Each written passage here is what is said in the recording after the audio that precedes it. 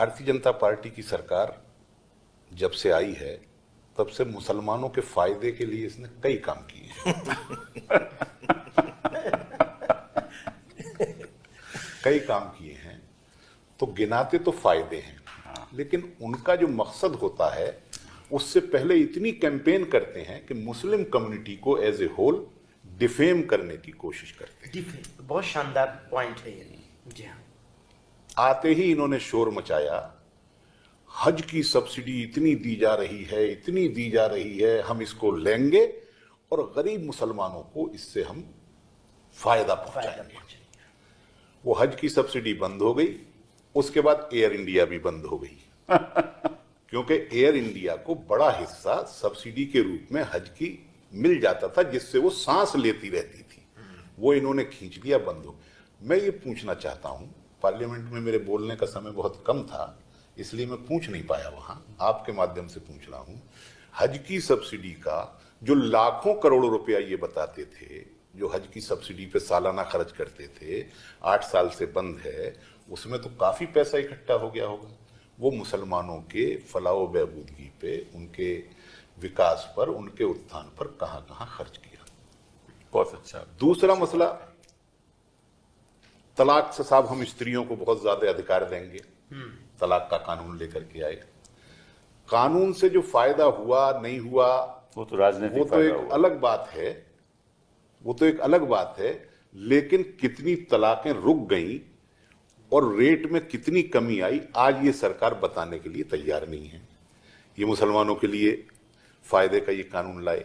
अब ये फायदे का कानून लाए हैं, तो कानून लाने से पहले महीना भर पहले से खबरें लीक कर करके पूरा मिस इन्फॉर्मेशन और मुस्लिम कम्युनिटी को ऐसे डिफेम करेंगे जैसे कि ये सब लैंड ग्रेवर है। ये पूरी की पूरी कम्युनिटी जो है वो लैंड ग्रेवर है, भूमाफिया है, और जहां भी उंगली रख देती है वहां वक्फ हो जाता है। अभी मौलाना साहब ने भी बताया और संजय सिंह जी ने भी बताया कि वक्फ के होने की क्या प्रक्रिया है।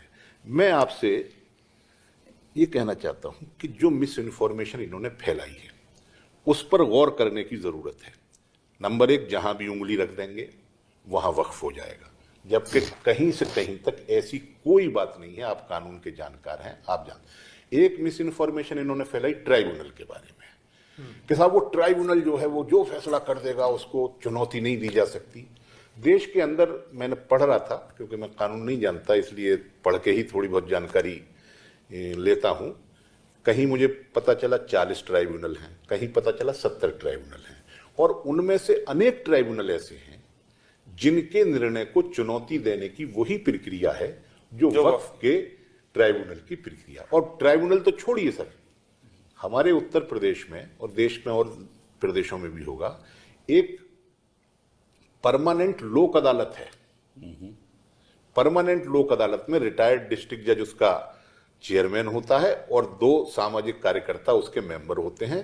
वो एक सीमा तक, अस्पताल से विवाद हो तो, बिजली से विवाद हो तो, फीस का विवाद हो तो, इस तरीके के सिविल मैटर्स को वो तय करते हैं। उनके फैसले को भी सिविल कोर्ट में चुनौती नहीं दी जा सकती, उसमें भी रिट में ही जाया जा सकता है, हाई कोर्ट में।